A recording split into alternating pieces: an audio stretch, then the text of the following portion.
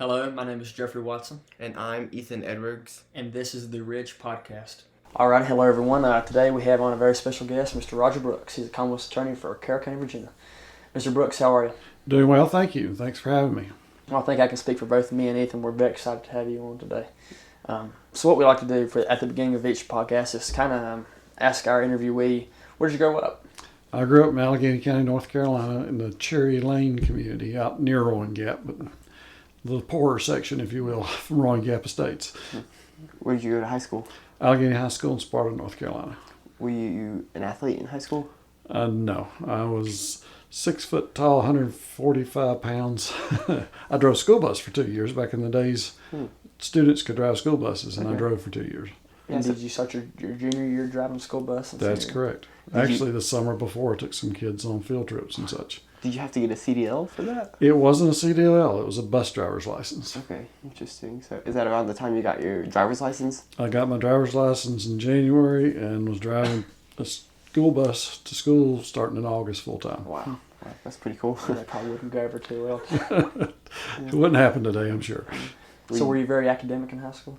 Yes, I was. I enjoyed school. I was one of those kids that liked going to school and enjoyed every bit of it. Yeah.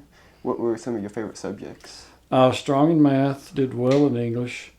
Science was things that always interested me, and actually my undergraduate was in mechanical engineering. Oh, wow. Okay, that's cool. We didn't realize that. Because Ethan's really big into engineering Yeah. too. So. Good I deal. would like to major in electrical. When I Very good. college, so, yeah. Did you have a teacher that really affected you in high school? Had some very good teachers. When I went to college, I didn't realize quite how good until I started seeing how other students were doing and the materials we were covering.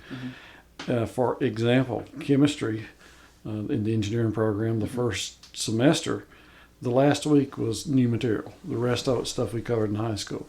Wow. Calculus 1, almost every bit of the first semester was stuff we'd already covered in high school. So we had some very good teachers at Allegheny High School. Did you take any AP classes? Is that... That didn't exist then. Okay. I'll date myself a little bit. Yeah. Did you read many books in high school? I've always been an avid reader. When I was little, I want to say less than 10 years old, one of our neighbors was the local bookmobile lady, and she had the local library, which would change week to week. And we had a challenge across one summer, I remember, to read a certain number of books. And I filled out the front of the sheet and turned it over and filled out the back of the sheet and still had more to go. I just have always loved reading. What were some of your favorite authors growing up? I can't particularly name any. It was more just the material itself. And I like the sci-fi, I like the westerns. Not big in the romance and those types, because I was only 10 then. But those are the kinds I enjoyed most. You're in high school and you're very academic. Did you have any aspirations of going into law? I always wanted to go to law school. I didn't know if I wanted to be a lawyer, but I always wanted to go to law school since I was early teens, I guess. What made you decide to go to school for engineering undergrad? My dad was not real big on me becoming an attorney. The engineering side, I was always mechanically oriented, and I applied and was accepted at North Carolina State University. I actually got a scholarship to help me go there. I was the first member of my family to attend college. And I was 2 years into it and transitioned into the Cooperative Education program, which I recommend to every student. If you're in any kind of program, if they have a similar Cooperative Education program, you should do it. You go to school a semester, you work in your field a semester. Okay. It also meant I had to move every semester, but beyond that, it was a really valuable learning experience. And the industry I got to work in, I made fairly decent money, so I was able to supplement my scholarships to pay my way through. What field did you work in? Actually, while attending NC State, end of each semester, I'd load up and move to Kingsport, Tennessee, and I worked at the Tennessee Eastman Company, which was a division of Kodak back then. Okay, yeah. And they're a large employer. They had like 20-some thousand employees out there. And so semester in Kingsport, semester in Raleigh, back and forth, and did that for 2.5 years. So while you were working, did you receive college credit? No, it was more just on-the-job training, so to speak. Okay. And they tried to pace it so that based on the amount of educational experience you had, to place you in a more and more engineering-related field. The first year I worked in a machine shop And when I talk a machine shop, most people think a building that's the size of a couple of garages, something like that. The main building that I worked in was about 600 foot long, and I told the story 100 times, and my dad still laughs whenever I tell it. They had two big doors on either end of the building, and the little door was for the train to come in that off. And they would move in gigantic pieces of equipment to be repaired, rebuilt, or manufacture them and then ship them out throughout wherever in the company property they need to put it. So you worked there for 6 months of the year, right? Or A semester, yeah. Half a semester. What type of work did you do? The first round, I was working under skilled craftsmen. If it was fetch and tote and mark and cut and hold and whatever needed to be done. The next semester, they moved me into the research division, and I was assigned small projects to do. The engineer may have designed a piece of test equipment or something of that nature, and he provided me the designs, and I would go to the shop and I'd build those items out for him. The last semester I was there, I was up in the research area, and we were designing equipment to do new things. The particular project we had was breaking down an acid that would attack Teflon at above 400 degrees.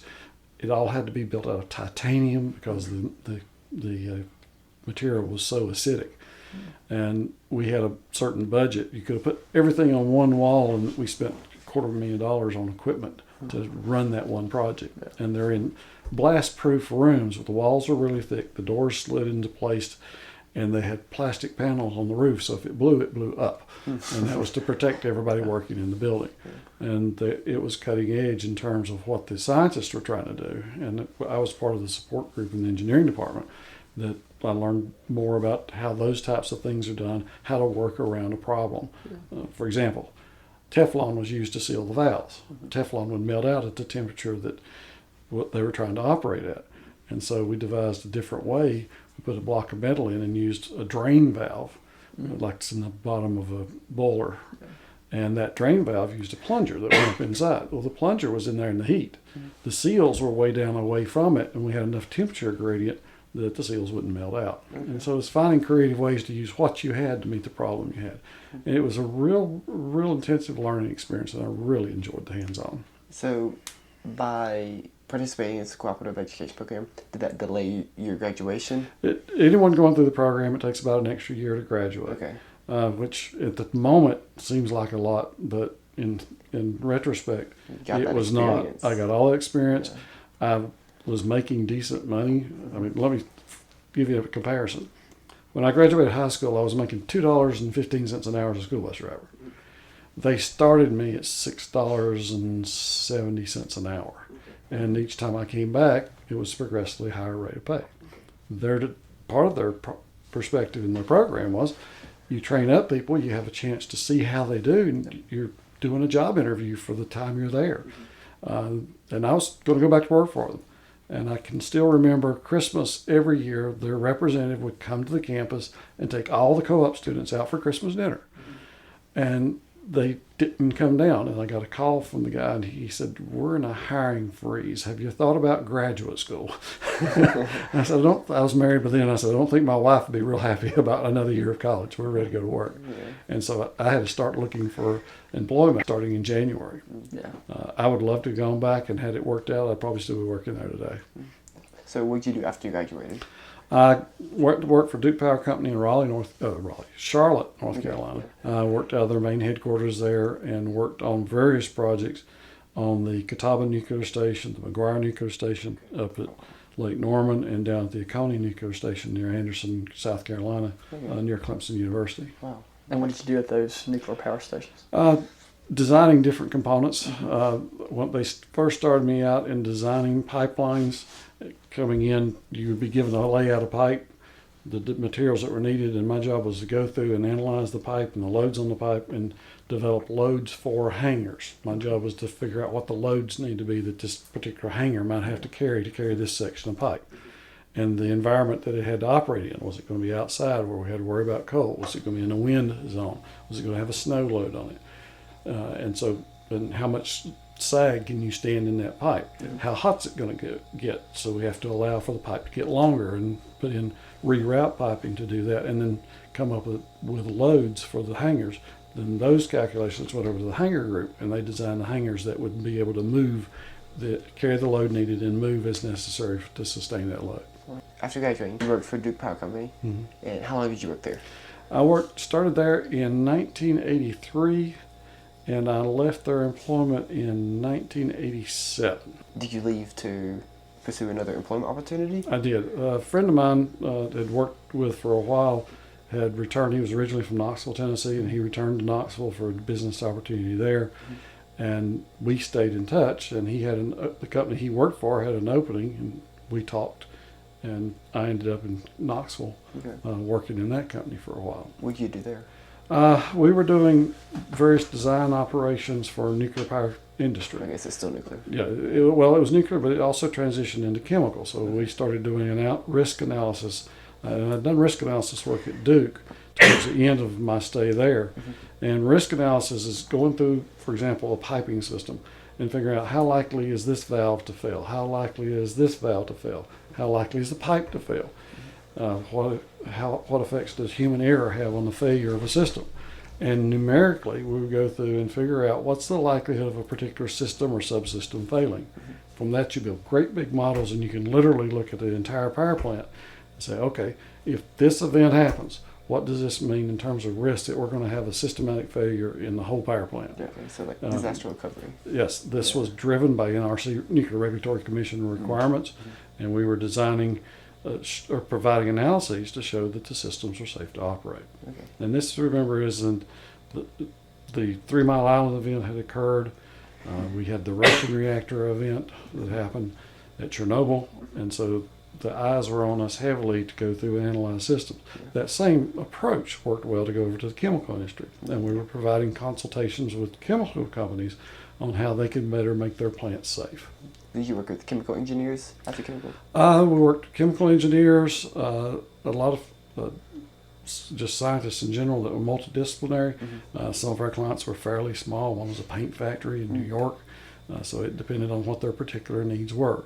The one in New York was an easy for us to get the work because as the local inspector drove by with his pregnant wife, they had an explosion. It being paint up in the air. They were making paint, and fortunately it was just paint, and they got to repaint his car, but the health risk was almost nothing. But the focus of the government was upon them very intensely. Yeah, I bet. Yeah, so I've heard that mechanical engineering is one of the broadest engineering degrees and allows you to do a lot. I agree. Did you feel like you had the necessary skills to work in all these diverse fields, especially nuclear? I really do. Nuclear was, I'd taken only one class undergraduate in nuclear engineering, so I was less familiar with it. And I was like everybody else, first time I visited a nuclear power plant, I was a little paranoid, especially with the environment we were dealing with at the time. But then the more I saw, the more confident I was in what we were working with. When we saw the failure of the nuclear power plant at Chernobyl, I was shortly thereafter, was doing reading on the side, trying to figure out what's wrong, what's different about their plant, why is that a problem, is that a problem in the United States? Turns out that reactor design is nothing like anything in the United States. It was in essence a gigantic block of graphite inside of a Butler building with almost no radiation shielding, and they operated that thing wide open all the time with lots of problems. They could refuel online, which meant they could take out spent fuel and put new fuel in, and the whole plant's still going wide open instead of the American version where if you go to refuel, you shut it down, all systems stop, you do maintenance on all your equipment, change out your fuel, then come back up again. A lot of their problems, just like 3 Mile Island, a lot of their problems were related to operator error.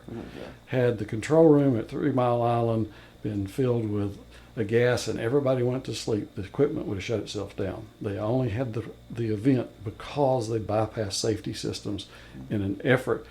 They misread what was going on. They had things going on in the plant and they thought they had a certain thing going on. Turns out that was not the case, and they misread what information they had before them. Today they're even more safe because they have more instruments, more ways of following what's going on, plus having learned from the experience. The risk is even lower than it was at that point in time. So that's what your risk analysis was, figuring out the differences. Yeah, and human factors is a big part of that. it's probably, don't like to use the term, it's kind of a gray area. You know, how likely are you to not do something that you're supposed to, or how likely are you to misdo something that you're supposed to do? And assigning numerical values to that is the hard part of the science. But you know, the general concept is, well, the likelihood that if I turn this light switch on, the switch failing and that light won't come on overhead, we can go to statistical data and see how likely that is. How likely am I to not turn the light on but it's needed is a tougher question in my mind on how you figure that out. Okay. So how is that even calculated? Is that used off past results, past experiments, or? They do it through testing results, through data.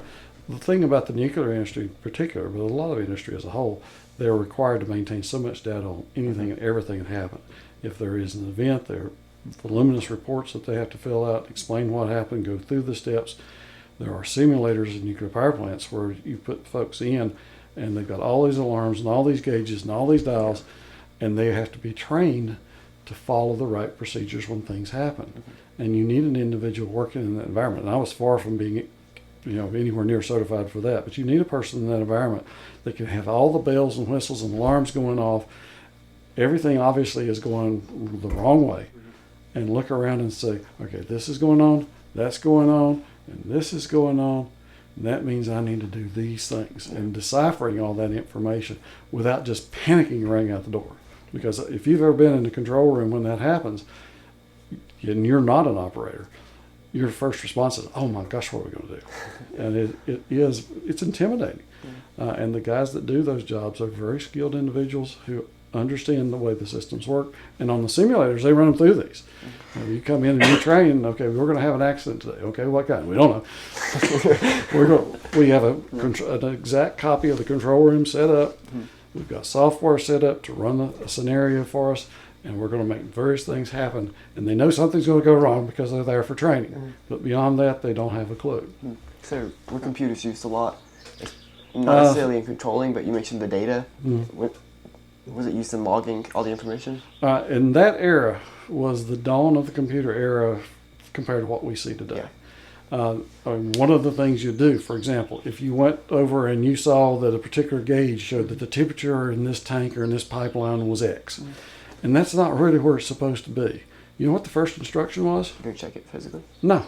You tapped on the gauge because they were prone to stick. They were the analog gauges. Digital was in its infancy at that point in time. Today, there are programs that are there to help assist the operators that are, and I've not been in that industry in years, but they're helping those individuals make decisions, suggesting, given this data, it looks like A, B, C, or D, and guiding them on what direction they might want to go. And then you do send the guy out in the field to confirm that it wasn't just the gauge. There's a reason it got stuck. Something did go out of range somewhere along the way and it stuck there. Make sure that everything is correct. That's a good point. And what type of education do the controlmen in the control room need to get the job? Again, my information is dated from the 1980s, but at that time, driver's license and high school education. They wanted to train them from the ground up because they wanted them to be specialists. And by the time they were operators, they knew the plant upside down and backwards. They knew where every valve was, where every piece of equipment was, what every acronym meant, and they knew how the plant operated because they had been beside whatever piece of equipment this gauge is monitoring. They had been at that piece of equipment somewhere along the way, and they knew the whole plant. Okay, yeah. So all these plants that you're talking about are nuclear fission reactors. Have you looked into fusion at all? Fusion is a very still growing topic. We're just starting to see the possibility that it may come to fruition.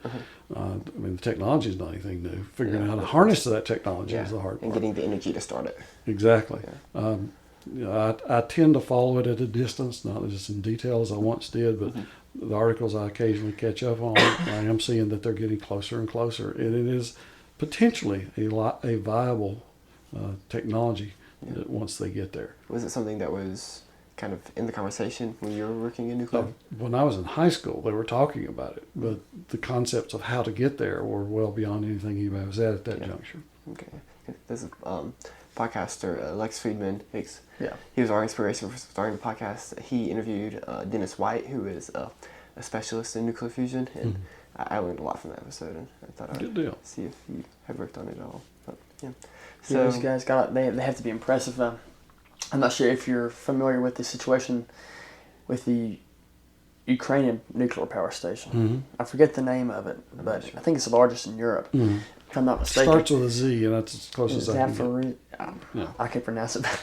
I know these guys, and they're probably under a tremendous amount of stress because at one time they were taken hostage by the Russian forces, and they still have to function and keep the plant running and maintain all safety. That has to be incredibly difficult. I'm trying to remember the particular type of design of that plant, and forgive me, I just can't recall. The Fukushima plant, when they had the failures there, was the same as were units in the United States. The failures they experienced there won't happen in the United States plants because, for example, their vents exploded. Hydrogen was released and exploded and caused problems. The United States years ago required that they be hardened vents so that they couldn't explode and so they could control releases. They started running out of fuel. The U.S. requires so many days of fuel available in a, for lack of a better word, a bunker, that you don't get water into. So the seawater getting into their supply, that would never have happened in the United States plant because the design, they were required that they have these on hand and these have these protections in place. The same basic design, but the U.S. has had historically much more stringent requirements than they've had even. The Japanese moved ahead early, and then they, from my perspective, somewhat stagnated in their development. And they built a lot of plants on individual sites. The U.S. has gone to smaller units over the last several years, but the biggest Quad Cities, I think, was one of the biggest ones with 4 reactor sites. Those, most of the United States are 1, 2, or 3. And I've noticed that in the past few years, a lot of nuclear reactors are being taken down. Like a shame, especially because it seems they're a clean source of energy, relatively, right? And they produce more energy than most other sources. But people perceive them as dangerous and riskful. And I don't really think that's so. And I guess you could speak to that more. Do you perceive them as that? Most of the plants pose a low risk, period. The fuel enrichment, people think they're going to turn into a bomb. Well, quite frankly, that's really not possible in American reactors. You're talking an enrichment of 2 to 2.5% enrichment. For bombs, you're talking 80 and north of 80% enrichment of the uranium. And so you have low level enrichment fuel in the reactors to start with. The reactors are inherently safe in their designs. For example, if you have a regular pressurized water reactor, pull the control rods. Most people have seen the movies enough to recognize it. Pull the control rods out and it starts up. Well, there's another little layer of protection there. It's chemistry. The water chemistry is borated water. The boron in the water stops a reaction. They can shut down a reactor and never drop a single control rod. They throw more boron into the system, which is constantly circulating, and can control the reactor based purely on water chemistry. So they have the water chemistry and they have the mechanical control rods to drop in, to either one of which is capable of shutting down the plant. There's redundant systems throughout. In fact, one of the numerical approaches we had to worry about was the Nuclear Regulatory Commission. Most designs went with dual systems. So you had redundant. You had a low pressure system for the water. You had a high pressure system for the water. Each were double trained. You had 2 pumps, 2 sets of valves, 2 ways to solve the problem, one independent of the other.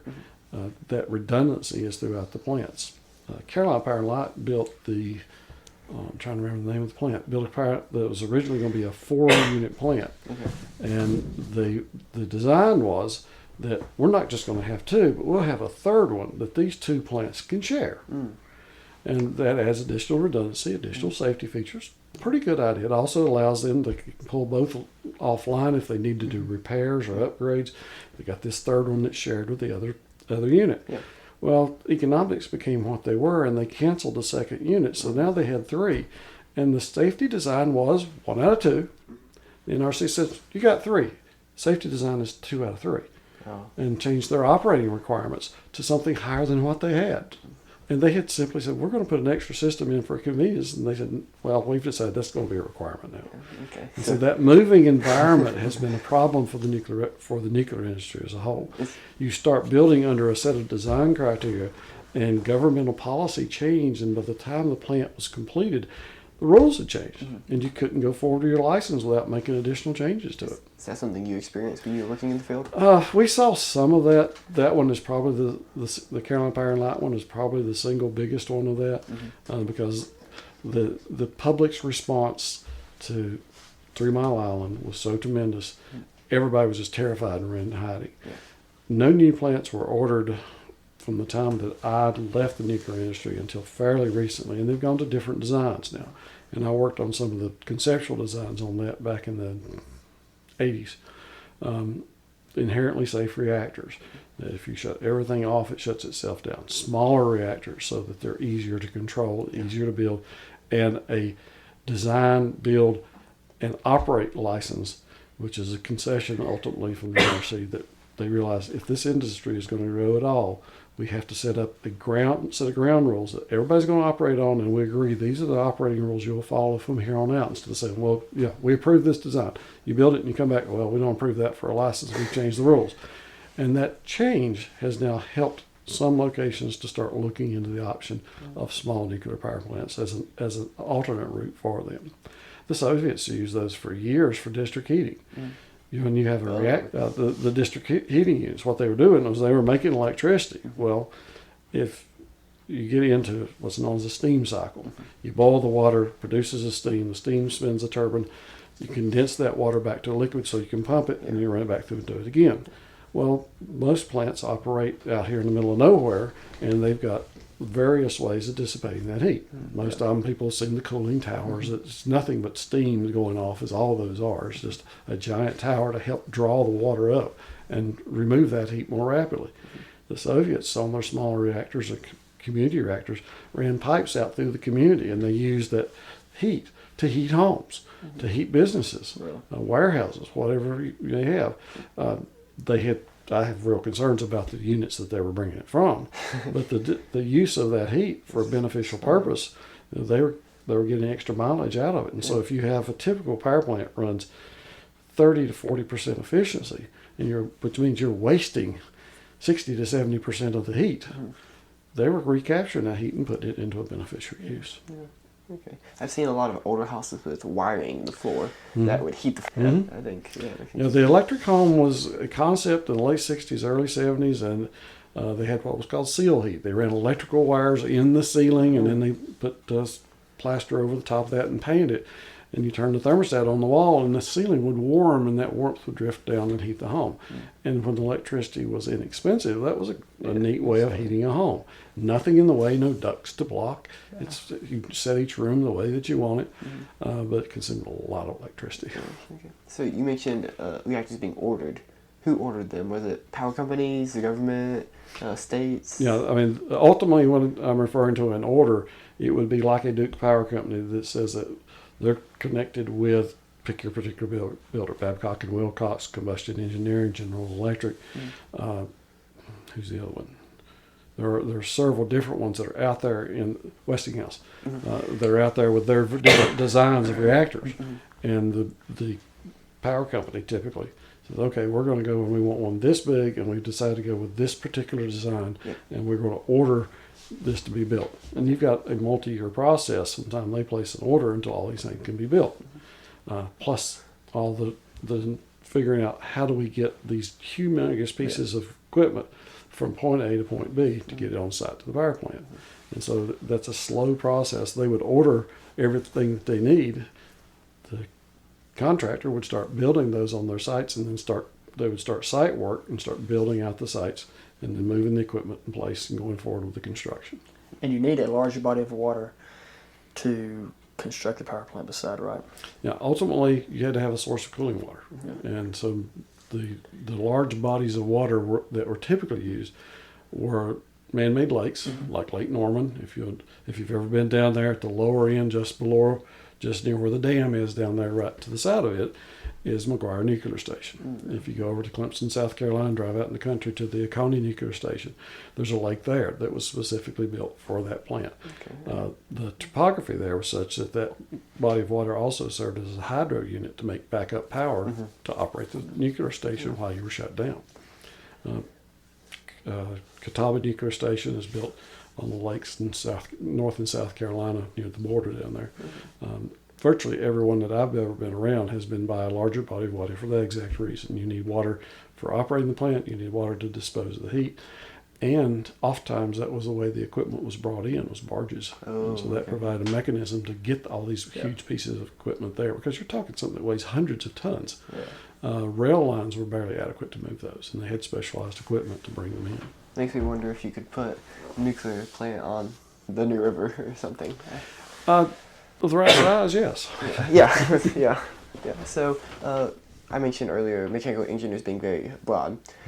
Nowadays I hear a lot about engineering students saying that the degree is what prepares you for the job, but you learn on the job. Do you feel that's true? I think it's always been true. The things I learned working in a chemical plant carried over to the things I did in a nuclear plant. In any technical career, you're always building on the base that you have established, whether it's your undergraduate training or it's on-the-job training through the Cooperative Education program, or if it's your actual job experience. Most companies are looking for people that they can train, because each company in the end has a particular way they like to run it. Now, they're happy to see the new ideas, and someone sees on those that this is better than what we've been doing. We need to start doing this differently. But they have a bedrock that they're comfortable with. And that's a management decision of, do we want to boldly go out into this new adventure, or are we going to stay conservative and not take the risk? Imagine if you're the first folks buying a computer to operate some of your equipment. I remember, and this will definitely date me, when we bought an upgraded computer, and it was going to have not 20 but 30 megabytes of RAM, of hard drive. And I remember one of the engineers said, "We'll never fill that thing up." And you laugh, because today we all laugh. We're talking in gigs and terabytes now. But at the time, that was a huge piece of equipment, and it was a business decision. They had to go up through management to get approval to plunk down the money to buy that desktop computer. That the simplest piece of equipment you have in this room is decades beyond what it can ever do. So you were in Charlotte, then you moved to Kingsport. How long were you in Kingsport? Oh, that was during the Cooperative Education program, and I was back and forth from 1980 through 1980, the fall of 82. Okay, so after Charlotte, where did you go? That was Knoxville, Tennessee. Oh, Knoxville. Actually, Oak Ridge, Tennessee is where we started, and then we bought a house over on the edge of Knoxville. Okay, so how long were you in Knoxville? Sorry. We moved out there in 87, and we moved to Grayson County in 1995. Okay, so what motivated that move to Grayson? Well, while I was working in Tennessee, the nuclear industry had a slowdown, and our work slowed down. And I approached management and said, "Look, I'd like to work part-time and go to the law school over here at the University of Tennessee." And they said, "We can make that work." And so I went through law school while working part-time for the engineering folks. I remember I had one semester that I was working in Raleigh, and I set my schedule up so I finished classes on Wednesday, caught a flight out Wednesday night to Raleigh, and worked with my client in Raleigh for 2 days, and fly back Friday night, and then work between school and that work, stay as busy as one can imagine. They told us not to work more than 20 hours a week as an undergrad, as a first-year law student. I never worked less than 25 to 30 hours a week. Wow, okay. So you were busy. I stayed real busy. At the end of the first semester, I was physically exhausted and realized I've got to trim a little, talk to the dean, and they agreed that I could take one less class per semester and take an extra semester to graduate. And so instead of being a spring graduate, I was the following December graduate. So not a big deal. Can you talk about getting into law school? Did you have to take the LSATs? Yep, well, they existed in my day. We had to take those. I can't remember what I scored, but we had to take the LSATs, and that was really the litmus test. And I only had one school that would work, which is where I lived. And so when I applied to the University of Tennessee, it was kind of an all or nothing, and I was accepted. And I think in part because mine was a non-traditional background, and there was some comments made by faculty members over the year that they were searching to have more folks than just those that were going through the typical path of political science and then going into law school. I remember one of my friends was a dentist. One was a 65-year-old retired individual who had a PhD in econometrics, which I'm still trying to learn what that was. They had a variety of backgrounds. One of my friends had been an EMT and gone through a messy divorce and said, I saw how these lawyers did it, and I want to do it better, and was accepted. So we had what we, among ourselves, called the adult students and the straight-through students. The adult students had gone out and worked in industry or had jobs or had an undergraduate degree and then turned around and decided to go back to school. And in some respects, we had an advantage over our peers that were straight-throughs. I'll never forget sitting in a constitutional law class. And the professor was an individual who was very brilliant, very deadpan, but he was funny if you knew what he was talking about. And he's there cracking jokes about things that we were seeing in the 70s on Saturday Night Live that my buddy leaned over and tapped me on the shoulder and said, "Look." I said, "What?" She said, "They're taking notes and he's telling a joke." The students had enough gap in age that they didn't recognize the jokes. We did. And we're there, "Guys, this is all just in humor. Don't take notes here." The guy is deadpan as all get out, so there's no giveaway. And they literally scratching down notes about some joke he was telling. That's kind of amusing. Were you married during this time? I got married just as I started the Cooperative Education program. In fact, come August, we'll be married 43 years. So how did your wife react to going back to law school and this really extremely busy schedule? She's always described herself as Ruth. And your people are my people, and I'll follow you wherever you go. And though we are equal in all that we do, her perspective been, as it was from that point forward after we discussed it, we're all in this together and we're going to do it. And we went through it. And it was not easy. It was, by that point in time, we had a house, 2 children, a dog, and I was working full-time, going to be cutting back on that, and we had to figure out how to make the economics work to make that happen for 3 years. And so that's part of the reason I was working 30 hours a week when they told us not to. What specifically about law interested you? From the 70s, early 70s, I just always wanted to go to law school. I didn't know if I wanted to be a lawyer, and that's the honest truth. I just didn't. But I always liked the aspect of that intellectual challenge. And you guys probably don't remember it, but there was a series out, The Paper Chase, in the 70s about going to law school, and it just intrigued me. And when I was an undergraduate, I remember taking a microeconomics class, and there was a discussion in there about some case law that was affecting what they were doing, and I just gobbled it up. That was my forte. And so my decision was to go to law school as an educational adventure, I guess is the proper word, because I've always loved to learn, and I loved going to law school just as much as I did going to high school or going to my undergrad. I enjoyed the educational process. And I remember in my first semester, we had a professor who was a visiting professor in criminal law, and he said, "I'm going to offer you all something the other professors probably won't, but we're going to have a sample exam. We're going to set it up on a particular night. It's going to be 3 hours. It's going to be proctored. It's all exactly like law school finals exams are. And we're going to go through and do that. And I'm going to grade them, and then we'll go through them. And this will give you some experience in taking law school exams." Because a lot of the public doesn't realize law school, when I went through, you take 1 test per semester. It's an all or nothing final exam. I didn't realize that. And I was telling one of my friends who's a judge, retired now, about that, and he said, "Yeah, you should have been going through when I did back," and he wouldn't say the years, when it was a once a year final exam, and you covered 2 semesters worth. But that one exam, I come home from that exam, and I remember still the excitement I carried. I can do this, and I was determined I was going to go through and finish the program.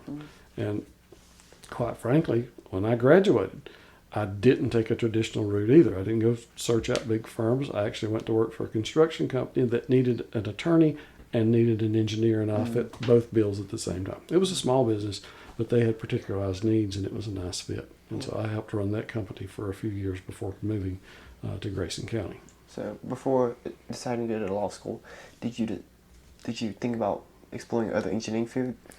I did give thought to that. When I first talked to my friend about moving to Knoxville, my first questions was, "Isn't there a law school there? And which school has it?" And started doing investigating about getting into that program. That was in the back of my head at the very least when we made the move from Charlotte to Knoxville. Okay. So you mentioned this construction company. How long did you work there? I worked with them. I graduated in December of '91 and worked with them until January of '95 when I started working here. Okay. So what did you do in Grayson? In Grayson? Yeah. We were down for the weekend, and this was probably October of '94. Visiting my sister and her husband, and the local paper was there, and there was an announcement that J.D. Bolt, the local Commonwealth Attorney, was having to shut down his office because the Commonwealth Attorney's office was going full-time. Okay. At that point in time, Carroll County had one part-time Commonwealth Attorney. Grayson County had one part-time Commonwealth Attorney. And I saw that he was going to be closing, that it was going to be full-time. If I back calculate, that means he's closing his practice down. Yeah. And so the next chance I got, I called, talked to his secretary, and set a visit to come in and talk to him. Mm-hmm. And came in, it's the first time I'd ever met the man, J.D. Bolt. Mm-hmm. And we talked, visited. He invited us over to supper with his family and our family, and we visited. And I said, look, I'm interested in moving back to this area. I'm interested in going into a practice. And he said, I've got to close out my practice, and I'd rather pass my clients on to someone else and just say, I'm sorry, folks, you're going to have to go find somebody and just hand them their files and show them the door. Mm-hmm. And he had until July 1, if I remember correctly, to wrap everything up in his private practice, and then it would be full-time in the Commonwealth Attorney's office. Mm-hmm. And so for 6 months, we shared office space. He showed me around, introduced me to people, started passing smaller cases, to be real blunt. This one Roger can do, and this one I'll do. Mm-hmm. And helped teach me how to run a small law practice. And then come July 1, he was gone entirely, and I was there by myself. I had 2 secretaries at that point in time, and ran that office from 1995 until I closed the practice at December 31st of 2019. Okay. Can you go into a little bit more how a part-time Commonwealth attorney, did they do defense cases while they weren't doing their Commonwealth attorney cases? Obviously, they couldn't in their own locality. Yeah, but exactly that happened. For example, Mr. Goad was in that position, Mr. Bolt was in that position, and until fairly recently, Floyd County was in that position. It was not a full-time position. It was part-time. It had part-time pay and part-time benefits. And so they ran separate practices on top of that, and that had gone on for generations.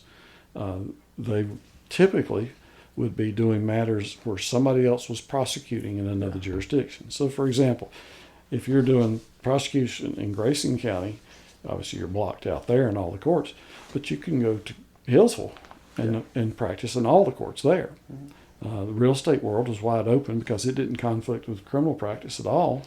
So real estate was a very common second line, and they did, going back for generations. They did divorces, they did real estate transactions, they did wills and estates.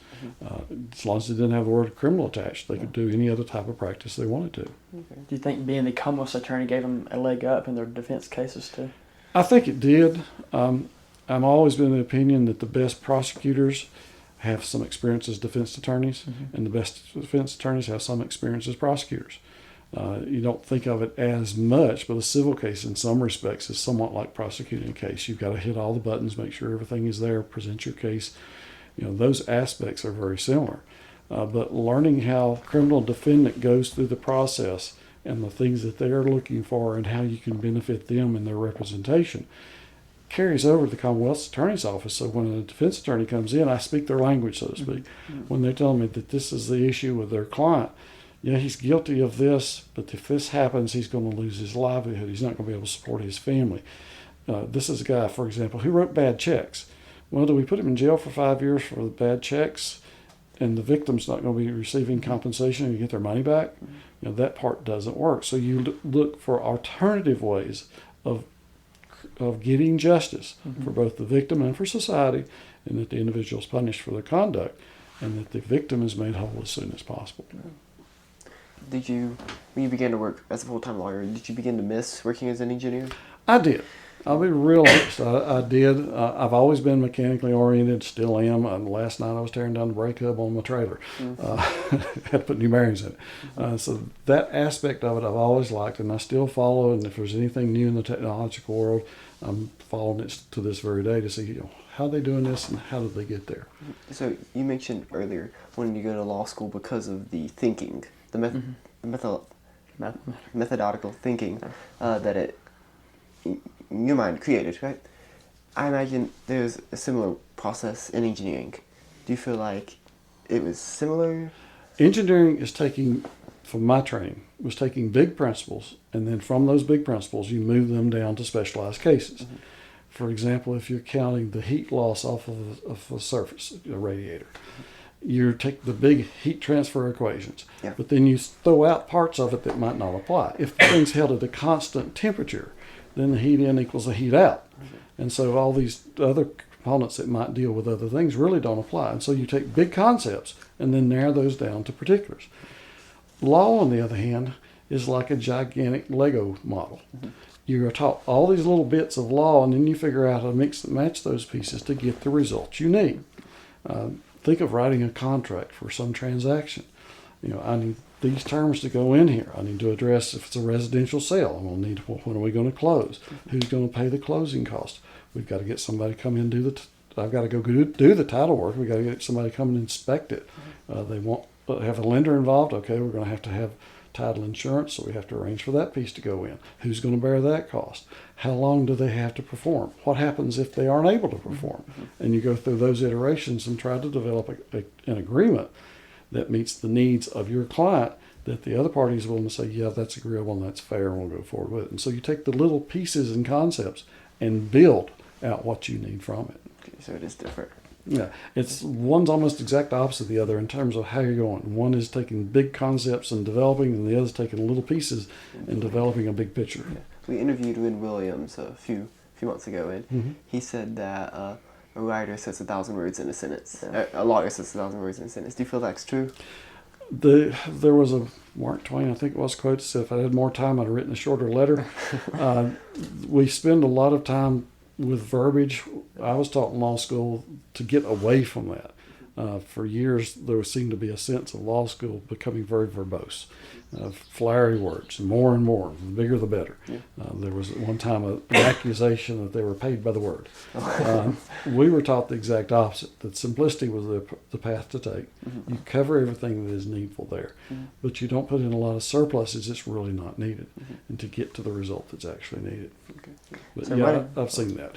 So running a law firm is kind of like running a business. I mean, it is running a business. It's a small business. Yeah. Did you find yourself lacking the business skills to properly run it? No, the 3 years I spent working for, whichever it was, working for that small construction company actually probably was the best preparation for running my own business there was.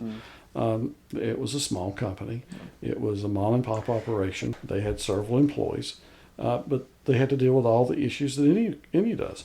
Am I in compliance with OSHA for workplace safety? Am I in compliance with the federal government's tax requirements for writing payroll and withholding checks from checks, making the tax deposits that had to be periodically done, filing the annual tax returns for the business, making sure I have my business licenses in place. All those little details had to be in place for that company, and all those carried over to running a small company. Picked a way of how I was going to, what form of corporation I was going to set up. I could have had just a sole proprietorship. I could have set it up as a limited liability company, which were back then almost brand new. There's two types of corporation, a subchapter S or subchapter C corporation. That experience guided me towards what worked best for a small operation I had. And I learned to avoid mistakes that I'd seen others make. For example, a lot of small businesses get in trouble with the IRS because they're not timely making their tax deposits. I took these $10 out of your check, and I'm supposed to put that $10 into an account for the government so that your taxes are being paid. Well, I got to cover this expense over here, so I'm going to delay making that payment and pay something else. And I set myself intentionally up on a monthly deposit system because I knew if I couldn't cover the deposit at the end of the month, I wasn't going to be able to cover that deposit at the end of the quarter. And so a little tweak here and there actually was very beneficial in forcing myself to toe the line and do the things I had to do. Small businesses are always looking for a way to optimize their operations. And a lot of them get themselves in trouble when they start intermingling what's supposed to be going to the IRS and not paying those bills when they come due. So you worked at the law office in Grayson for around 20 years, is that? The day I closed was exactly 20 years. Exactly 20 years, yeah. Okay, that's right. What was the decision deciding to run for Commonwealth Attorney? the decision was the second time to run for Commonwealth Attorney. I'd lost in 2015 running locally. I decided I was going to run again. And in January of 2019, I was approached. I was in court in Hillsville, which I did a good bit of work in courts in Hillsville, Galax, and Independence. And some friends of mine in the bar came to me and says, why don't you move over here and run for Commonwealth Attorney? And I said, well, I was planning on running for Commonwealth Attorney across the river in Grayson County. Well, the incumbent is not going to seek re-election, and we think you'd make a good candidate. And I was honored, and I was kind of surprised, and went home and talked to my wife and said, what do you think about moving?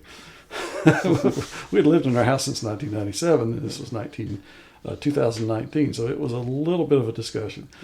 Yeah. But ultimately made the decision, and by the way, the deadline was like 2 weeks away to file. And in less than 2 weeks' time, I had to make a decision, and made the decision that I wanted to move to Carroll County and represent the folks of Carroll County. The Commonwealth, another attorney in Grayson, had already talked. He was going to be running. I knew he was going to be running, and I approached him between the day they approached me and the date to file. And I said, I know you're going to be running. I said, don't go out and spend a whole bunch of money right now. He said, well, I wasn't planning on it. I said, I think I may have figured out a way that we could both be Commonwealth Attorney. Oh. And he's a friend of mine, but we'd be running against each other otherwise. And he looked at me like Roger's fallen and hit his head hard. But when it rolled around the next week and I explained where things was going, he understood. We rented an apartment, became Carroll County residents, and at that time the deadline to live in the county was actually 30 days in advance of the election. I moved in late January, early February, and because once I made the decision, this is not half baked, we're going to do it. Yeah. And so established a residency, filed the paperwork, and went forward, and fortunately was blessed to be unopposed. I didn't slow down on campaigning. If there was an event, I went to it. I met a lot of nice people along the way, went out and did some door knocking, talked to individuals in churches and anywhere they invited me to go talk, I went and talked. And followed the campaign as much as any other candidate was, those who were opposed to those who were unopposed. And I'll never forget, Roger Neal over in the city of Galax told me, he said, Roger, I know you're unopposed. You're running for next time. That's a good. Were you well versed in politics before you ran? Yeah. People like to talk about their political history. I can remember at the age of 8, setting up with my dad each night during the Republican and the Democrat national conventions and watching the process. He let me stay up late so I could watch all these things. And I remember when Richard Nixon was nominated in 1968 as the Republican candidate. I remember in 1972 when he won the nomination the second cycle. I remember the day he announced that he was stepping down from the office of the presidency, and all those myriad details that went along during that. I followed politics since day one. Yeah.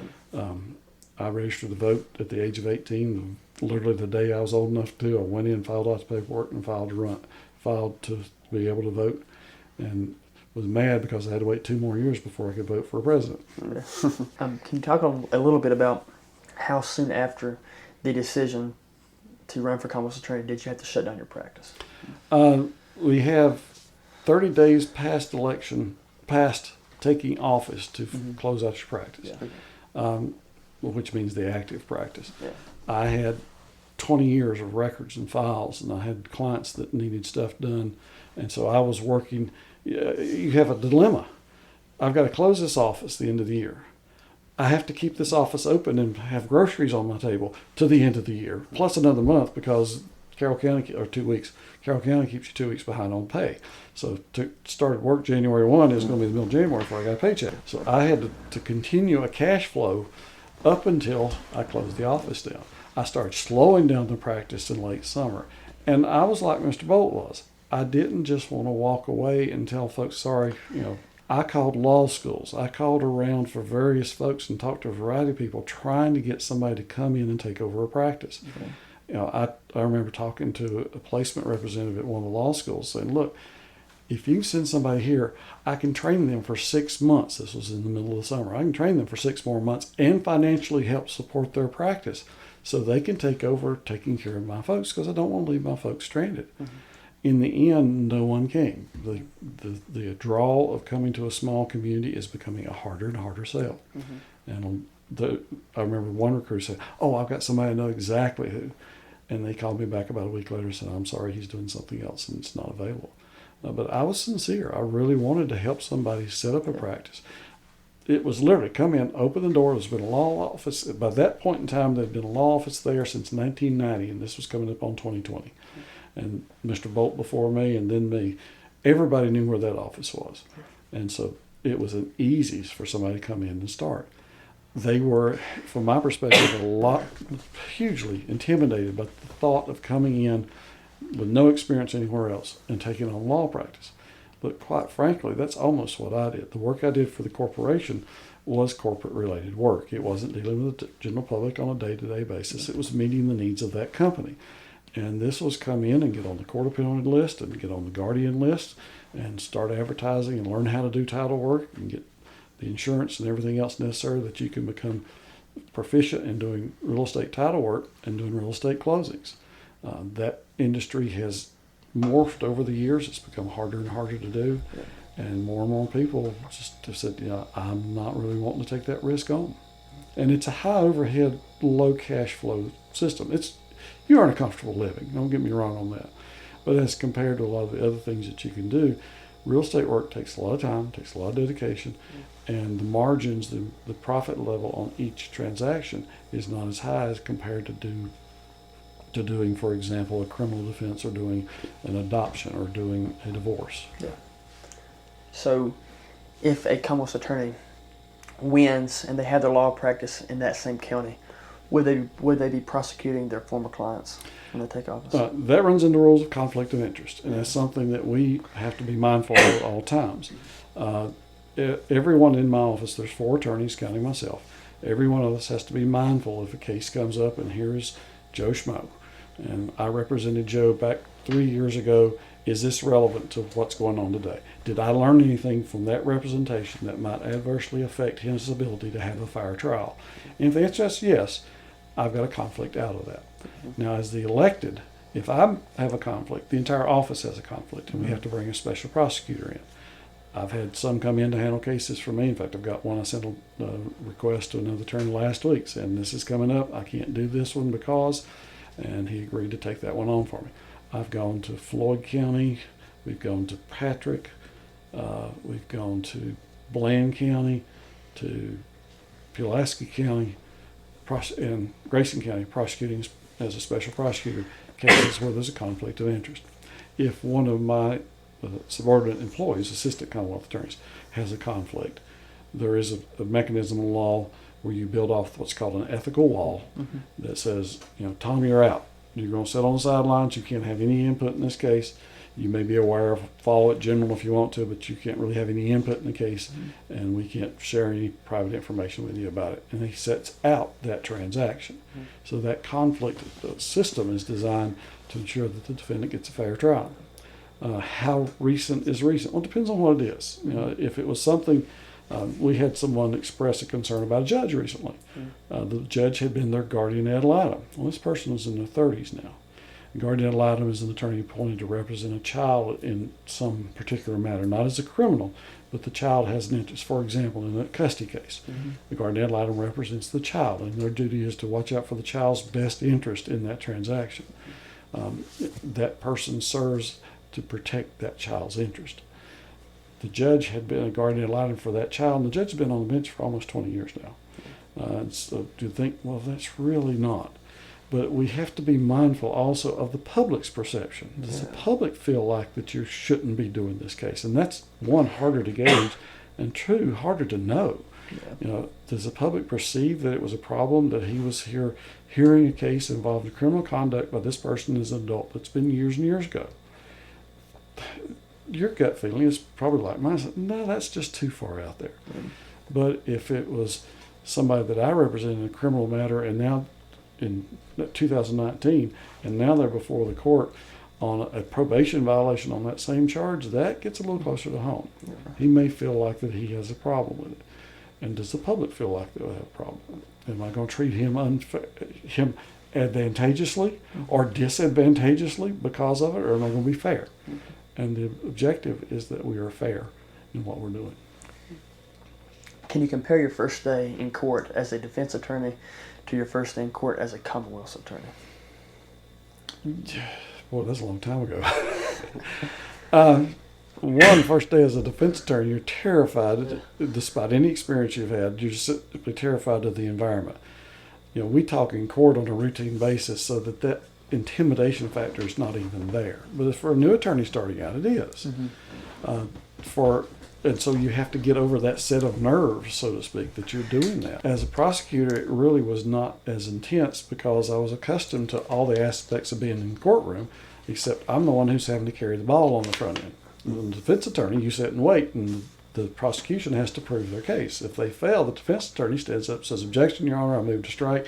They fail to prove A, B, C, and D, which are required pieces to convict my guy of this particular crime. So the burden was more being aware that you are hitting those bases, whereas a defense attorney, it's the same set of rules, but the defense attorney is looking for the holes. Yeah. The prosecutor's got to look to make sure he's plugged every single one of those holes. And so it was different in that regard. The first grand jury is probably the most intimidating part because you're dealing with folks that the defense attorney never deals with the grand jury. And so I was having to assist in preparation and then presenting to them the individual cases that they were going to be hearing. Ironically, that was exactly the first day of the COVID shutdown. Oh. Yeah, I see. Can the grand jury indict anyone, no matter if the case is presented to them or not? A criminal case, the defendant is entitled that the case be presented before a grand jury. So that is a right of the defendant. The grand jury only hears, they serve with two capacities. One is a regular grand jury.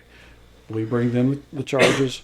We bring a witness or witnesses in. The witnesses testify to what's there, and they make a probable cause determination. There's a reasonable expectation to believe that a violation of laws occurred. This is the individual that did it, and that it occurred within the jurisdiction of our local courts. And if the grand jury members are in agreement that this is a violation, it meets that standard, which is a low standard. There's no percentages assigned, but if you were going to try to rough it in, 20-30%, that's probably a fair number, just as a rough number. But again, is there some reasonable expectation that this has occurred or not? That aspect of presenting to them was kind of intimidating because it was something I'd never done. Yeah. Never gone into the closed doors with the grand jury to know, and no training for it because nobody else goes in there. The people with the most experience was the grand juror that was sitting there that served before because they had more experience in it than I had. And so I had to know what I was doing and had to be ready and had to be comfortable explaining the things to them. We serve as counsel for them, so if they have questions, officers come in and testified, and they said, "We need some guidance from the Commonwealth Attorney." They called the Commonwealth Attorney in. They said, "We have a question about this. Can you enlighten us a little bit about what this might be?" And it may be pulling a statute and reading and explaining a statute to them, for example. Those are really, really rare. Most of the time, the grand jurors are recognizing that, this is a crime. This should be a crime. They've identified the person. This is why they think that this person did this. I believe there's enough here that the case should go to trial. It's not a question of guilt. Is there enough evidence there that this warrants going forward and putting this person's reputation on the line? How long does the term of the grand jury usually last? 1 quarter. They serve from, we call it terms of court. We have the March term, the June term, the September term, and the December term. We have in advance of that by a week and a half docket call, which is a regular scheduling day, and we set all the cases for the next quarter. Yeah. Then that's on a Wednesday. Monday, not the next week, but the week after, the grand jury comes in and we present the cases to them and we start that term of court. And then they're subject to being recalled during that whole 3-month period. In my tenure, we have not recalled a grand jury. It does happen. It's rare, but it does happen. So you mentioned COVID a few questions ago, and when we did an interview with Gerald Goad, clerk of court, a few weeks ago, he showed us some of the TV screens and the ways that people can remote in. How has COVID affected your time as Commonwealth Attorney? Number one, it shut everything down immediately, and we had to figure out where do we go from here. Nobody had ever done it before. We had to make up our own set of rules. From as simple as Bill gets arrested tonight. Bill's entitled to go before a magistrate and have the magistrate determine if there is sufficient grounds to arrest him and hold him. He holds him and puts him in jail. Bill's got a bad record, so he says, no bond. Well, he has a right to take that to a judge. He also has a right to be appointed an attorney. Now, those things need to happen relatively quickly. And so that process had to be established. How are we going to make these things physically happen? The jail said, look, we're under the impression we can't transport anybody. And so video became the tool. Yeah. And Gerald did a good job of getting equipment in place. And the regional jail worked with us. We set up a schedule. The regional jail serves multiple counties. Every county's got 3 courts. Galax has got 2, and then it shares circuit court for each side of the city. Galax is a special situation for that. Mm-hmm. And each one of those needed a segment of time, literally every day, to be able to bring up defendant on video. The judge would arraign them. This is what you're charged with. And go through the paperwork, which has been faxed over. Okay, you're entitled to court-appointed attorney. You meet the financial requirements to be eligible for a court-appointed attorney. I'm going to appoint Mr. Jones to represent you, and we'll set you a review date. I want a bond. Yeah. We'll let your attorney know. And then we'd hear from the attorney, and he's wanting to set up a bond. Same thing. We had to set up a video way of doing that as well. And we've come to realize that the video was a way of making this happen. And over time, it's became a very efficient way of making things happen. Yeah. Before, every week at the very least, and sometimes multiple times a week, the jail would bring down the folks who needed to have an advisement to be appointed an attorney. Mm-hmm. Now we don't do that. They come on camera, the judge advises them, goes through the arraignment process. You're charged with X, you have a right to an attorney.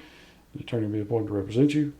Here's your paperwork. You've sent the paperwork over. You qualify. I'm going to appoint so-and-so, and he'll be in touch with you. And that process has streamlined. Instead of hauling 30 people at a time to come to various courts, they've been able to bring them in front of cameras. The regional jail has upped their game. They put many more rooms in where they have video capability. And now we were allocated 30-minute slots. We, for some reason, ended up being the 8 o'clock folks. We were the early risers. And so we had to grow accustomed to coming to court. Our court started at 9. Yeah. Our court starts at 8 now because of that, and still does. But we learned how to make that system work. And if at first it was just getting folks advised, if they wanted to have a bond hearing, do a bond hearing. And we realized that we were doing it 5 days a week. Our circuit court judge sits only in Carroll County, so he was available at our disposal 5 days a week. And he said, I'm here anyway. Let's get some other stuff done. And so we started adding things onto it. We might have a motions hearing. We might have some pleas agreements. Go ahead and run those through. The defendant had to waive being present in the courtroom. Most didn't want to have to get up at 2 or 3 o'clock in the morning. That's the norm at the jails, I think 3. They start getting the people up. They move them to the transfer bays, getting ready to ship them so that they're in court by 8 or 9 o'clock in the morning. Most of them would rather not be resident until 5 o'clock or 6 so they can be on the camera at 8 o'clock. And so most of them didn't want to be transported. Most of them were as fearful of the COVID at that time as anybody else was. Mm-hmm. And so we started getting more and more cases. And we got to where we were running the advisements, run 6. I think 6 is the most pleas we did in a half-hour segment. Mm-hmm. But we were booking right along. Yeah. And we were told after 6 months to a year that our local courts were the most efficiently operated of any. We had the least backlog. Mm-hmm. That came from our general district court judge. So we had actually the least backlog of any court in the circuit because we had figured out how to do it and we ran it very efficiently. Judge Gerald May, who used to be Commonwealth over in Wythe County, is our general district court judge, and he was instrumental in making a lot of that happen, making the contacts and laying things out. And it ended up being a system that we're still using today to do the advisements with. And there are individuals that say, I don't want to get on the bus. Why don't you I'll waive, let me go ahead and do my plea. And we'll do the pleas at 8 o'clock. Yeah. Typically it's about 8:30 by the time we get everything else done out of the way. But we learned how to start efficiently using that. And then as our courts were able to reopen, at first it was still videos. Yeah. But then gradually they started letting us transport folks down, and we started having individuals coming to court. It's still much less than it used to be, because I remember on typical criminal day, they had holding cells downstairs in the courthouse, and they were packed. And I mean, we'd have 20 or 30 folks brought over in multiple buses, and they'd bring a morning crew and then come back midday and bring more and take some that finished back to the jail. It was running people in and out, and it was a nightmare, quite frankly, for security. That's become a lot simpler since we've gone to the video system, and it's something quite frankly, I'm glad it's here, and it's fully expected to be continued. Can you talk about the time it takes between when your office receives a case and when an indictment is unsealed to the public? It varies. Juvenile matters have specific timelines set up by statute, and one of my assistants is a specialist in that area. She handles our juvenile courts. Whenever kids are involved, there are tighter timelines and more rigid scheduling that has to be done because they are children, all the way up to 17 years, 11 months, and 29 days. So that has its own set of rules. As far as the felony stuff, depends on which way it came up. For example, we had a homicide in Gay Lakes fairly recently. That person is out of state right now. He's fighting to not come back to Virginia. And so we've issued a governor's warrant asking North Carolina to send him up here. And the governor's warrant is more than just a fugitive warrant. A fugitive warrant says this person is a fugitive from justice and we want him. The governor's warrant, we have to provide a compilation of what the case is, what it's about, who our officer is, signed off by myself, the officer, the magistrate, the clerk of court, and the circuit court judge. And it goes to the Secretary of the Commonwealth, who on behalf of the governor sends it over to North Carolina, the Secretary of Commonwealth. And they filter it back down, and it lands in the courthouse across the line that person's at. That is a much greater level of proof document. And then that judge down there will determine whether or not there are sufficient grounds to send him back on that fugitive warrant. Now that case will proceed in lower court. It'll start out in general district court, happening in the city of Gay Lakes. It starts in the general district court, and he'll have the right to a preliminary hearing. That timeline is driven by multiple factors. One is how far are we into our case, how far is the defense in understanding the case, and are our witnesses ready and available? When can we make this happen? Typically, the defense attorney is asking for more time because they're just receiving the information. They're having to put together the pieces, and they're still in a, for lack of a better word, a learning curve, figuring out what do I have to work with here. They hold the preliminary hearing so they can learn what the prosecution's case looks like. Again, it's a probable cause standard. We have to put on enough evidence that the judge believes there's probable cause that this event occurred, that this is the right defendant, we're in the right court, and that he's committed the charges, reasonable. Let's start to switch over to a conviction. Probable cause to believe that he had in fact committed those offenses. And if a judge finds those things, then he certifies the case to the grand jury, which means now we're ready to produce an indictment and take it to the next term of the grand jury. Other cases, we may direct indict for a variety of reasons. For example, drug sales. You're using a confidential informant or undercover officers or a mix of those. All those drug activity cases take time because you've got the buy. You typically have had a recording device or direct line of sight observation of what's going on. Quite frankly, some of these happen at the gas pumps at gas stations. It's not 3 o'clock in the morning kind of deals anymore. It's the middle of the afternoon kind of deals. So they're out in public a lot more. We had one down at Exit 1, and it was a handoff at the gas pumps, and the undercover police officer was pumping gas in his car on the other side, listening to the whole conversation. So it was right there. But now we have a package that we think this is probably a contraband. Well, we have to establish that to go forward with our case. This gets packaged, it gets sent to the lab for testing. We get in line for the whole state. There are 4 major lab locations throughout the state. The Western District in Salem area covers us. We send them the information. When ours percolates up to the top of the stack, they analyze ours and send us a report. Say, yep, this was 7.5 grams of methamphetamine, Schedule 2 drug. Then we're ready to go forward. Well, we could have charged the guy the day it happened. But then when we went to court for even the preliminary hearing, we really don't have proof that we have a contraband substance. There are field tests. The field tests are not ultimately that reliable. They're good, but they don't meet the standard necessary to convict a person. We have to have that certificate from the state lab. And so we typically will hold those until we have a term of the grand jury coming up, and then we'll do a whole bunch of them at one time. And that's what's called a direct indictment. Instead of going through the lower court process, it goes directly to the grand jury. And then once that goes to the grand jury, we typically seal those for one very particular reason. We don't want to tip our hand that we're getting ready to come pick you up. Yeah. and that's, in reality, 99 times out of 100, that's exactly why, is we are delaying that so that we can find this person in a timely manner. We've had people run as far as Ohio. There have been multiples up and down the East Coast. And so being able to go out, put our hand on their shoulder and say, you're going to have to come with me, makes it work much more efficiently. So how long after the indictments are unsealed normally do those arrests happen? Well, it's actually the other way around. It's a sealed indictment. The warrant's given, the indictment, certified indictment is given along with the capias for the arrested individuals given to law enforcement. And then law enforcement goes out to find these folks. And we have a variety from the day that we have grand jury on the Monday. It'll be the third Monday in the month usually of March, June, September, December. They're out looking, and a big portion are arrested within the first week to 10 days. Some may still be outstanding because they haven't been able to find that person. Once they are arrested, then the indictment's unsealed. The reason is obvious. We've now found the person, so now we have to go forward with it.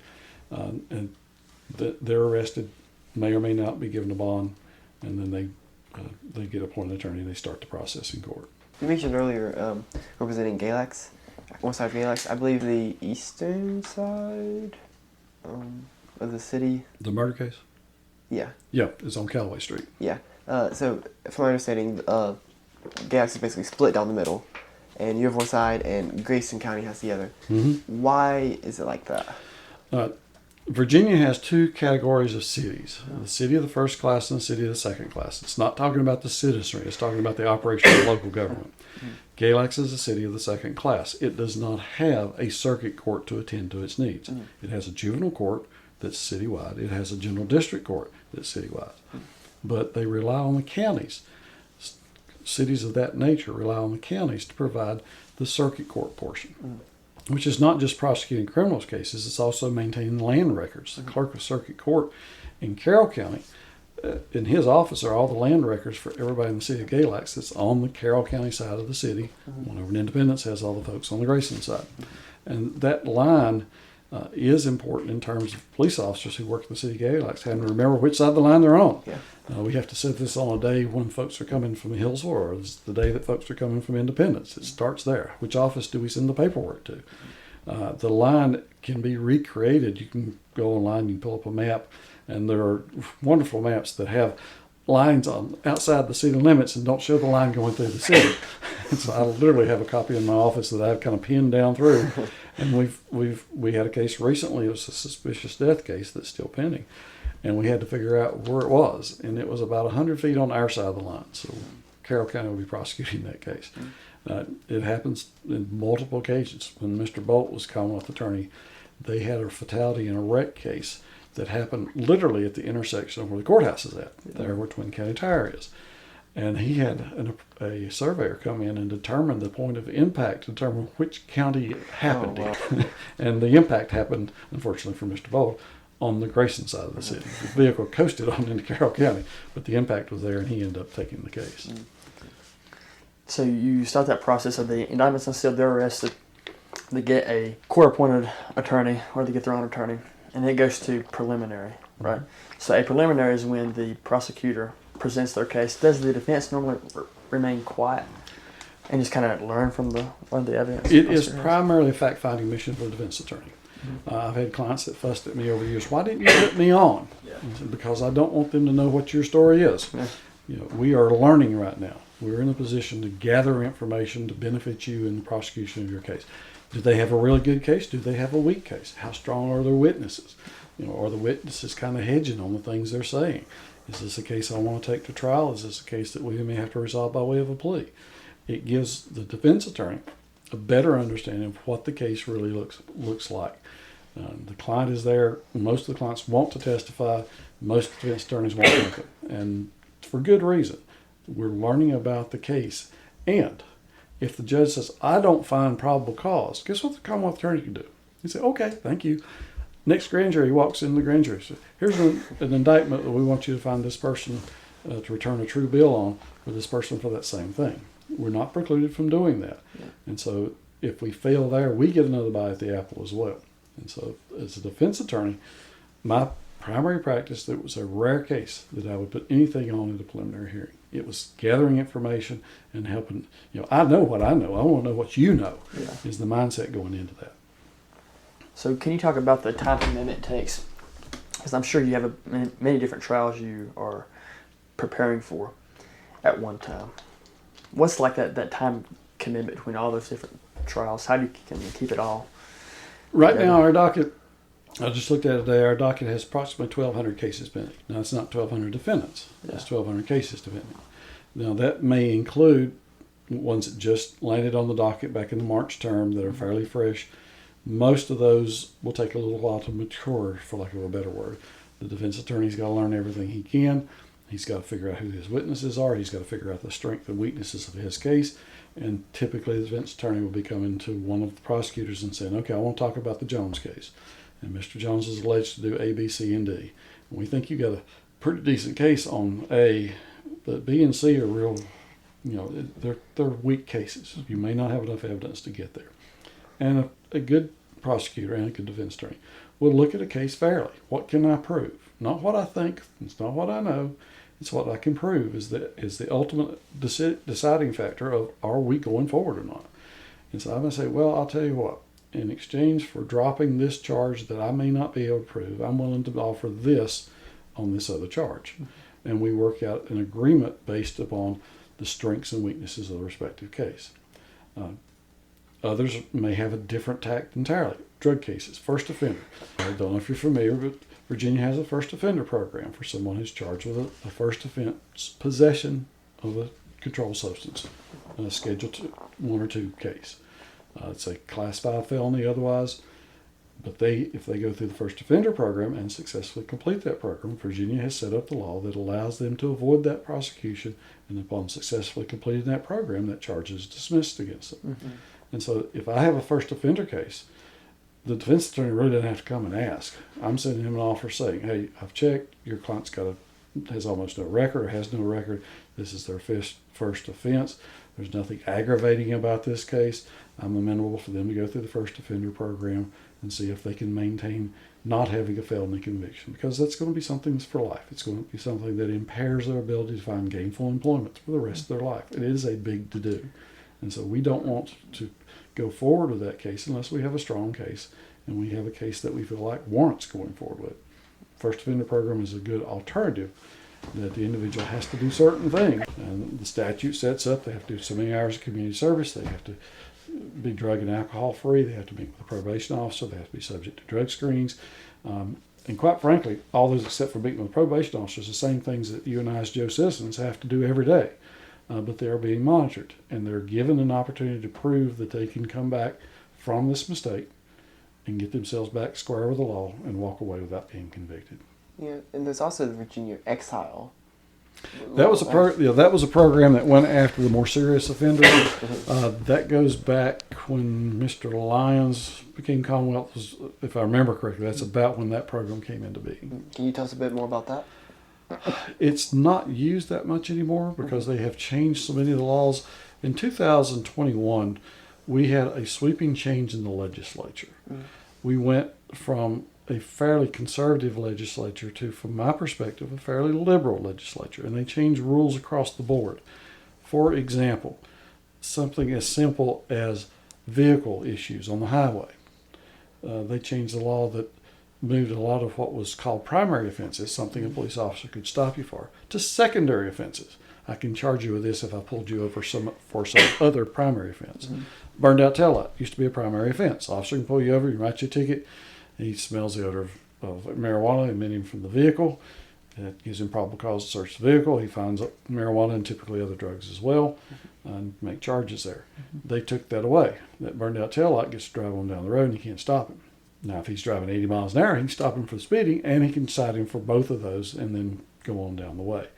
They changed the odor of marijuana rules, that alone cannot be grounds for us searching a vehicle now. So our officers are somewhat restrained on what they're able to do as a result of those law changes. They changed our probation violation rules to a 3 strikes approach on that. Before the law changed, Somebody on a first offense for violating the terms of probation faced serving up to the maximum sentence they had hanging over their head. Typically 3 to 5 years for most offenses, though it could be a lot more for certain cases. The new rules are the first time through there is not only a legal presumption but a legal requirement. The judge cannot give them anything more than slap on the wrist and tell them not to do that anymore unless they have violated some other terms. It's called a technical violation. So they failed to report to the probation officer. They had dirty drug screens. They failed to establish employment. They've not been convicted of any new crimes. Those technical violations first pass is they're right back out the door as soon as the judge can process the cases. We have to run sentencing guidelines. Our probation actually runs sentencing guidelines. It's a document that takes the offense, their criminal history, their course of conduct on probation, and makes a recommendation as to sentencing. And the judge has to consider those. But if it's technical violation, you're on your way. Second time through, it's 14 days. Third time through, then it's up to the maximum they faced originally. Yeah. And so that slow down process has caused some defendants to learn that system. And we have come on the video to be a appointed attorney and said, look, I don't want an attorney. I'm just going to plead guilty. Why don't you go ahead and let me out right now? They know the way the system works. That has impaired our ability. We have a case right now, recently, we have a case right now where an individual overdosed on drugs. He's done it multiple times. They had to use Narcan to revive him multiple times. And it's a first offense. He's gotten into no other legal trouble whatsoever. It's his first technical violation. We've got to let him back out the door. And we're terrified this man's going to kill himself on drugs. And we can't do anything to protect him. Whereas before, the judge could put him in jail for as much time as he saw appropriate. Now, the judge's hands are tied. And the judges aren't happy with that. They're coming to a new reality as well. Our world is different than it was. The state took away capital offenses. That's gone. That does not exist in Virginia anymore. They took away the single most powerful tool the Commonwealth Attorney's Office had was jury sentencing. Now, I'll take my chances with a jury, but I didn't want to take my chances with what a jury would do to me. Because the prosecution had to get 12 people to agree on my guilt. Maybe my lawyer could get a path that gets me not guilty. But if I'm wrong and they find me guilty, they may be tougher on me than the judge is. And with the sentencing guidelines that they're guiding the judges on what to do, juries typically are more harsh. We were becoming in the minority nationwide of states that were doing that. But I've always viewed the jury to be the local deciders, not only of the facts, but what is appropriate in our community. If the legislature said this is a crime punishable by up to, for example, 20 years, it's, in my mind, the local jury is making that decision that in our community, we won't tolerate this, and we think that this punishment is appropriate for this case. They've stripped that away entirely. Jury comes in, guilty, not guilty, they're done. They go home. They don't know what happens to that case. They don't know how that person is sentenced. They don't know what the judge does with them unless they happen to follow the newspapers. The community input into that process has been completely cut off by that change by the legislature. And I think it's one of the fundamental major errors our legislature has made, of silencing the voice of the community when it comes to the community's voice on what is tolerable and what is not tolerable in our communities. When was the death penalty taken off the table in Virginia? 2021. During that same legislative session? And at the same time, our right to have jury sentencing. Now, they did leave a little piece of that. The defendant can ask for jury sentencing. So if he thinks this judge is a really, really harsh judge and he might do better with the jury, he can ask for it. One of those approaches is what's known as jury nullification. The jury finds somebody guilty and they say, okay, you have to sentence him to something different. And they try to figure out a way to not sentence him to that. And the defense attorney may be trying to get them to not do that. I've not seen it locally, but it happens. That individuals may try to game the system. And if they had a particularly harsh judge, that's something they have to be worrisome about. The sentencing guidelines have tightened up on judges, where judges have to now account for any reason that they don't go within the range of recommendations. And the guidelines are not mandatory. And so everybody says, they're not mandatory, you don't have to worry about them. Well, we've had a legislature push for years that judges better be sentencing according to those guidelines. up until about 2019, 2020, the legislative view, from my perspective, was one of, and you better be sentencing them in the upper end. Mm-hmm. Today, it better be in the lower end or even more leniently, because they also added another layer on the guidelines that if your sentence is below a certain level and your criminal history numbers come back below a certain level, that you should be considered for probation, even though the guideline may be recommending 2 years. If you take responsibility, express remorse, or provide assistance in the prosecution, that gives the judge grounds to modify that recommendation and give you something less than what the guideline says, all the way down to probation. Again, the voice of the people has been taken away by those changes in the legislature. And most of these changes occurred in 2021. Just as I came on board, they changed the rules. Can you go a little bit into the process of jury selection? Certainly. And confirming the jury, because doesn't the defense and the prosecution get a certain amount of strikes on a jury? Judge calls in a panel of folks to potentially serve on the jury. That's task ultimately assigned to the clerk, but the clerk will be asking the judge, how many do you want to call in? If it's a murder case, we're going to have lots and lots and lots of folks. If it is a high social reprehensible crime, crimes involving children, something of that nature, where people are physically assaulted, things of that nature, then the numbers need to be greater, because more and more people have the potential of having some inner tie with that. They may have some preconceptions about what they think is going on. They saw something in the newspaper, they read it in the newspaper, they saw it on TV, heard it on the radio, heard it through their coworkers, and so the likelihood of jurors conflicting out for one reason or another is higher. And so you start with that large group of individuals. Then the judge calls up a certain number to fill a bunch of seats across the front and starts with that group. And he goes through and he asks them some very standardized, literally out of a book set of questions that everyone is asked. Are you related to the defendant? Are you related to the defense attorney? Are you related to the prosecutor or the deputies or anybody else in this courtroom? Is there any reason that you have a potential conflict on the front end? And those generic questions filter out a certain percentage of the folks. Yeah, that's, the defendant is my brother-in-law. And that must be hard with a community this size like Carroll County. Yeah, it is. I mean, we've got roughly 30,000 people, but still, in a community base, we're going to have a few folks that know him or her. And those people get filtered out. So maybe coworkers. They may, I knew them. We went to grade school together. That happens. And those people are excused for cause. They have a valid reason, and the defense attorney or the prosecutor or both, and oftentimes are agreeing and say, Your Honor, for cause, we move for Mr. Smith to be excused. And Mr. Smith's gone, and they bring up somebody else to sit in his seat.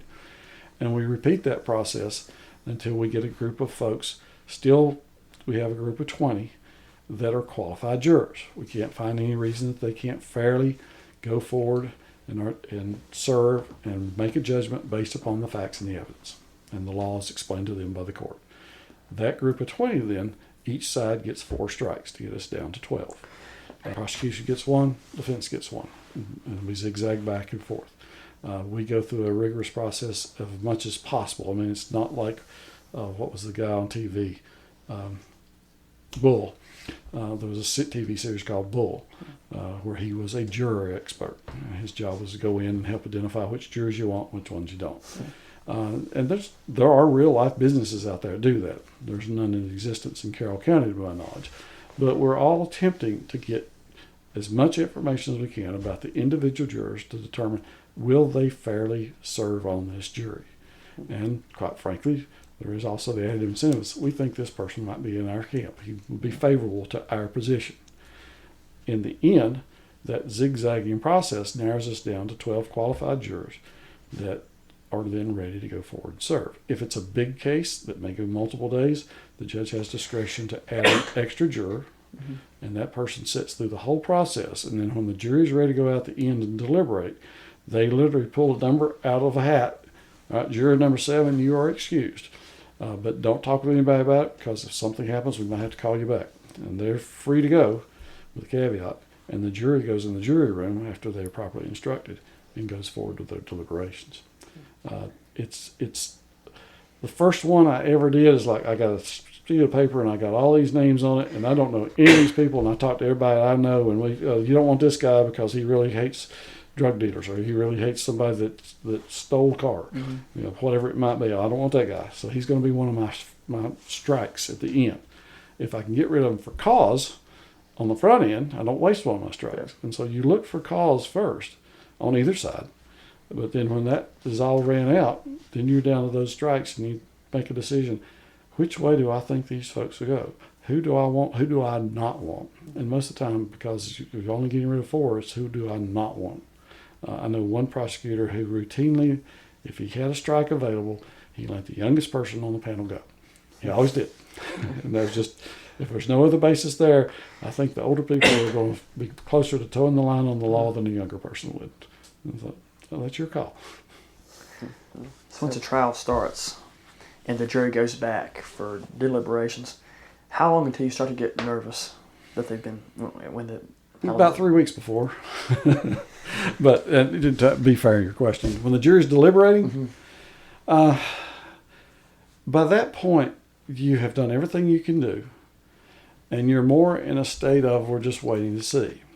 The longer it goes, the more nervous you become. Yeah. On both sides, there's theories that if it goes way long, it's in favor of whichever side you want to say. And so both sides tend to follow those rules that this is not looking good, they're taking too long on this.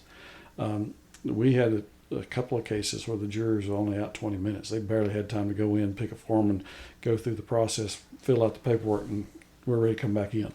They had already heard all the evidence, and they had already decided. They had not been allowed to discuss the case. They can't discuss the case until they're told they're allowed to discuss the case, which is after all the evidence is closed, all the arguments of counsel are made, and the court has explained the law to them and what their obligations are. And so those folks, in those cases, the evidence was so strong that they were ready very quickly to have a vote and say, this person's guilty. And these are not insignificant cases. These are cases involving sentences of up to life. That's how strong the cases that we were able to put on were. We've had a lot of cases that we took on that we were told we should not take on. We had, for example, we had an attempted murder case where the victim didn't show up for court. We got a conviction. We had a drug case involving drugs being provided to a juvenile. We didn't have any drugs because it happened before anything was ever able to be gathered, and we had a juvenile testifying about this person supplying drugs to them. We have done cases without. A lot of times that we were told, you're not going to win these cases, and we have. We take on hard cases. We've recently prosecuted under a fairly new law in Virginia very recently, a case involving sexual abuse of a child. Without the child testifying. Virginia created a law about 2016, and I'm probably off a year or so on that allows a special process where the child goes to a child advocacy center who is doing a forensics examination of the child. These are trained professionals, and their job is to talk with the child, not do any leading questions, but let the child talk about their experience. And they helping that child to open up. And that is a recorded proceeding. That individual can come and testify, this is what the child said, and we can play the actual audio and video of what that child said when they opened up to the individual. And we put on not one, but 2 adult defendants in that case, and got convictions in both cases, and the child wasn't even on the grounds of the courthouse. Was never exposed to that. And one of the reasons was that child was so young that the doctors, the psychologists were all telling us this child will be extremely traumatized by having to testify.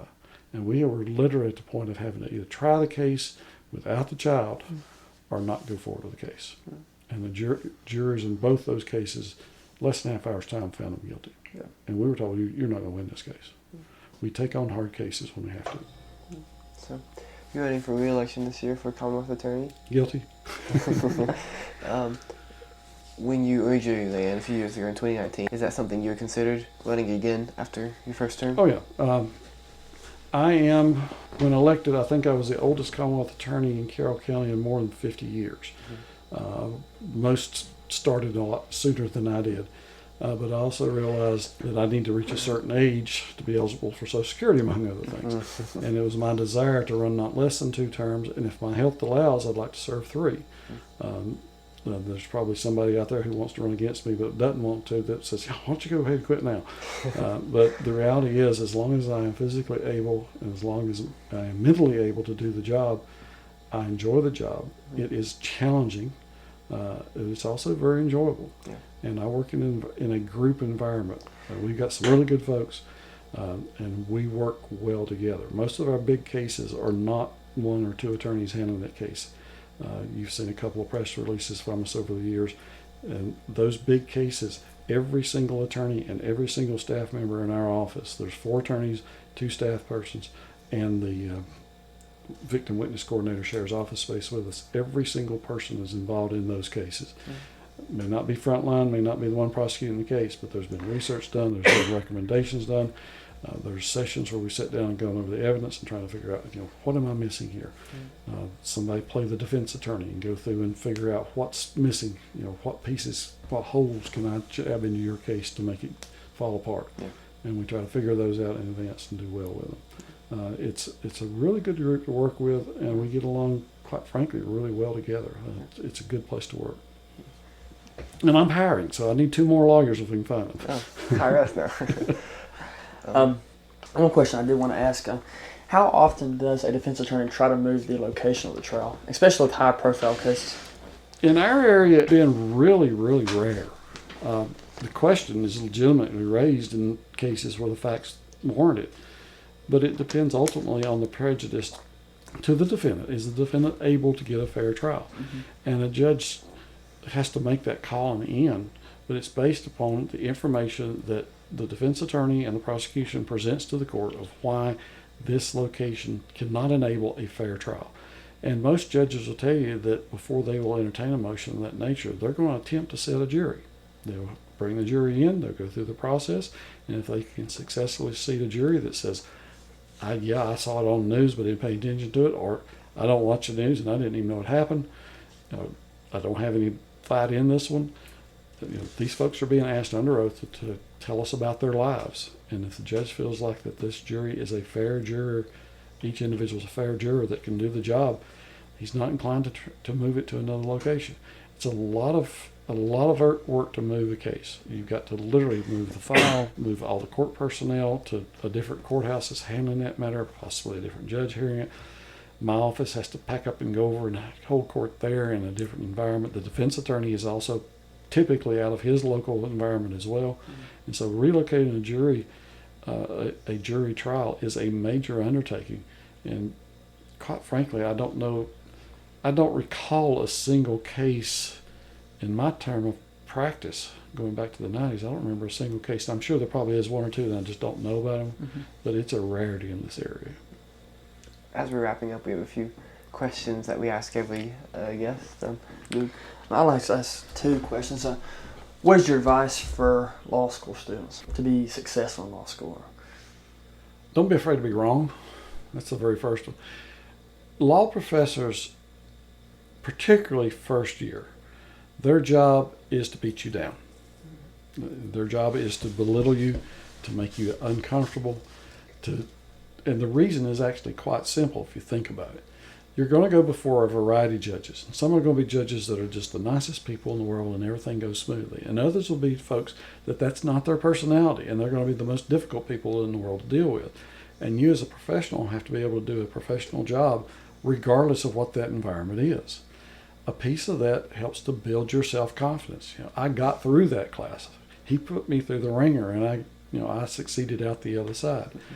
And to give you a view of that from personal experience, a friend of mine, coming up on the end of our first semester, her sister was diagnosed with melanoma. And she may or may not have to have surgery. She had cancer, and they were concerned of what's happening. And she came to me and she said, Roger, I don't know what I'm going to do. We got finals starting next week. And she said, I don't know what I'm going to do. And I learned right immediately the value of an independent perspective, which is what an attorney is supposed to be. I said, have you gone to talk to any of the professors yet? It's a fair question. Mm-hmm. She said, I hadn't thought of that. She was so buried up in it, she couldn't see it. And every single professor, those that we viewed as harsh and those that we viewed as being very friendly with us, every single one says, If your call comes, you go take care of your sister, and we'll make accommodations for you to take your exam at another time. Without fail. They all did. Those people don't hate you. They're trying to help you. They may be Oscar the Grouch from the get-go, but their objective is to help to mold you and teach you how to do your job and to do it under fire. Because in the courtroom, you're doing it under fire. As an older attorney, I've seen so much of that it doesn't shake me as much as it does a newer attorney. A judge chewing you out, and I've had my fair share of those, is not a judge that's actually personally mad at you. They're mad because you have said something that the court took an affront to. You disagreed with their reasoning, you disagreed with their logic, or you disagreed with the way they viewed the case. Or you may have shown, sometimes even unintentionally, some disrespect towards the court, like not showing up on time. All those are things that we have to learn how to deal with.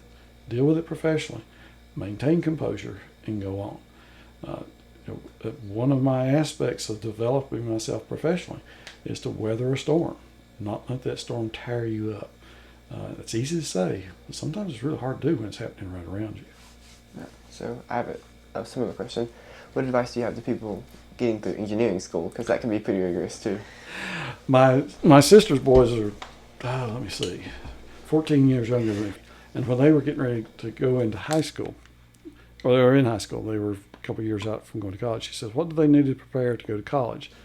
This was in the 1980s. I said, they need to learn how to type. It's funny today, everybody keyboards, but typing didn't exist then. When I had to type term papers in an undergraduate, it was a manual typewriter. And so you had to learn how to type. Didn't know how powerful that tool would be as we went to computers as the center of our universe. But again, you have to be able to grasp the big concepts and then look for the special cases. Engineering is ultimately not about the creation, about the creator. It's about the creation. How do things work? Why does that cup, that bottle there, sweat when it's sitting out here in the room? Well, we all understand that's condensate forming on the side of it. But you're learning how the physical acts and interacts. And ultimately, you've got to keep your eyes open to that. And you'll see it, the more you learn in that, the more you see it out in the real world. And you start applying those concepts. I would recommend to anybody the Cooperative Education program. No hesitation whatsoever. That was one of the best programs I ever went through. It helped finance my way through undergrad because I had almost no student debt when I graduated. And that was a time when I admit it was less expensive to go to school, but it made a financial difference in my life. And all that experience coming right out of college made me very attractive to the employer that I didn't even know I was going to, because I thought I was going to go work for them, and then they went on a hiring freeze, and ultimately they laid some folks off even. So I had to completely change my plans, but I had that experience. The next employer said, hey, this guy's done this and he's done this. I want him to come work for me. And this next question is more general. What is your advice for young adults just making their way in the world? They're just getting started. Well, you guys work on hard questions, don't you? Yeah. One is that you ultimately have to answer the guy in the mirror. You've got to be honest with yourself. A lot of people don't take that honest look and they try to paint the picture they want to see. They want the Facebook version of themselves instead of the reality. Anybody that looks at Facebook knows that's the best days pictures. That's the best days events. Few people put on there that, I had a really bad day because whatever it may be. And they're thinking everybody's living this wonderful life and I'm not. That's not reality. You have to look honestly at yourself and admit, my bad day, I'm still having a better day than somebody else might be having, and I need to embrace that. The other touch on that is to take responsibility. I'm fearful we're reaching an age where people expect the world to take care of them. And that's not going to work. It's not worked throughout history. People are required to make their own way, whether it's to grow their own food or to work a job where they can have their own food, to be responsible for themselves. Parents have two roles. Our role is to train up our children, and we teach them how to use. Your mama taught you how to use a spoon. Yeah. When you fuss about her not knowing how to use the computer, remember, she taught you how to use a spoon. It's an old joke, but it's still a good one. Parents bring their children along and try to give them the best that they possibly can. And that's great for about 18 years. but you have to learn how to transition from taking care of them and to develop them where they can transition and go on and be their own person. I'll never forget my 18-year-old on his birthday said, "I'm cutting you guys loose." Then he went to college. We helped him with college, and we helped him with a car, and we helped him with groceries, and he had a place to stay regardless of what happened in the world. And he admitted years later that I was a little premature on that. But our objective as parents is to teach our kids how to be good adults. And if we get to there, we've done a pretty good job, because there's no book, there's no guide. Yeah, there's hundreds of authors, there's hundreds of stories out there, but this is a but case. Every single child is but. This rule doesn't apply. It doesn't work with my child. And it's a work in progress. It always is as a parent. And so the kid side of that is to remember, your parents are not perfect, but they're some of the most perfect people you're ever going to meet because they care about you. And if you have that, you're way ahead of a lot of kids. We deal with kids, and they're sad cases, but we deal with the removal of children. Not for the actual removal side, but with the criminal stuff that's associated with it. In this community, drugs are still our number one reason that children end up in the care of the county, the Department of Social Services. Abuse in the home does occur. There is exploitation of children that does occur. And these are not crimes that are imported. These are crimes that are happening locally. And there are some that come across state lines, and we pick those up, and we have to handle those as well. But kids are one of the most valuable things in this life that we have, and we have a duty to protect them. And if they can't help themselves, if they just want to be a victim, they're never going to be able to succeed, because victimhood does not get you a result. Victimhood puts you a status, and you try to excuse your non-performance of being an adult. You've got to be an adult. You've got to take that responsibility. If you want to drive that car, you got to go through driver's ed. You got to go get that driver's license. You got to buy the car. You got to put insurance on it. You've got to go through those steps of becoming an adult. As we mature into becoming adults, we have to step forward and start taking those responsible steps.